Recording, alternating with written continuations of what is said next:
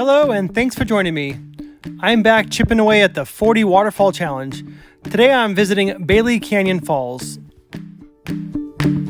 Not all the waterfalls on the list are home runs.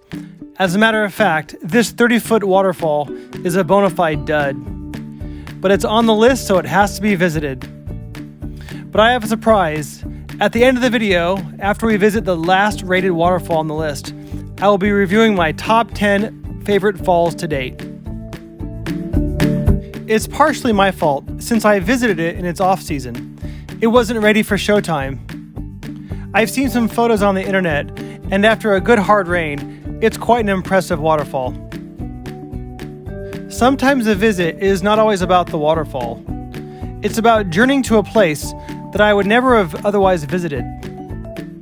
I had no idea that Bucquet Canyon Park existed. It's a neat little park. To reach the falls, you have to head west past the picnic area and exit through the turnstile onto a paved road. You'll see a small footbridge which takes you to Live Oak Nature Trail. It's a quick little detour, but worth the visit.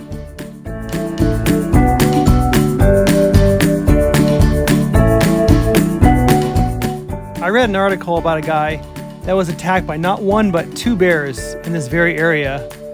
He saw a bear in front of him, and then he turned around and there was a second bear in back of him. Before he knew it, the bear had its mouth around his neck.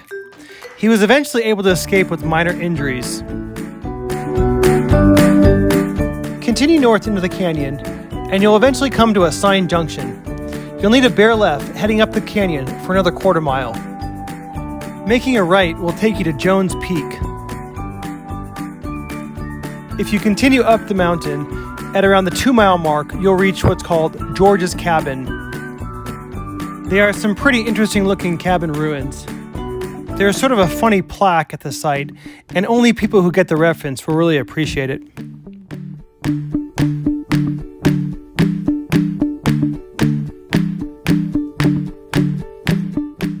We finally reached our destination. It's unfortunately dry as can be. Not even a trickle.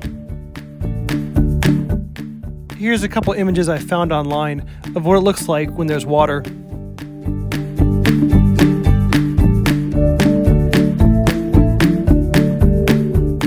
As promised, here are my 10 favorite waterfalls to date. I still have a number left to visit, so it's a tentative list. Also, the falls are in no particular order. So, Eaton Canyon Falls. This is one you have to visit after a good rain. I just enjoyed walking the entire canyon. There's an upper and lower falls, and they are both very cool and worth the visit.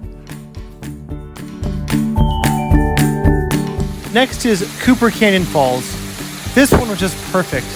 The perfect distance, the waterfall was wide and flowing strong.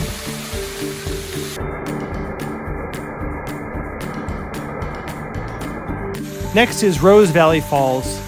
This is a really neat waterfall with a lot of green around it.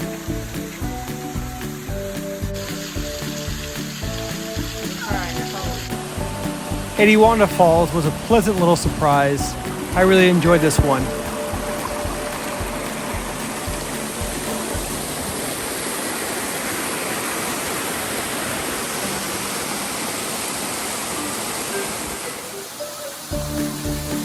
Next is Bonita Falls.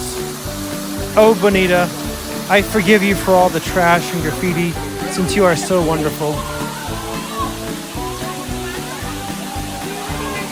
Next is Lewis Falls, another perfect one. I wish I could visit this one for the first time over again. Next is Trail Canyon Falls. This is a really tall one. It's really fun climbing down the canyon. Next is Tequise Falls. This is a majestic one. The trail and the waterfall both get a 10 for me. Next is San Antonio Falls. This is a fun little hike. I love the added snow element. Last is Big Falls. This one's a total package. It's like a complex of falls. It's a falls extravaganza. The only problem is the parking. You need to get to this one really early. I sure hope you enjoyed this video. I really appreciate you watching. Please be sure to leave a like and consider subscribing to my channel.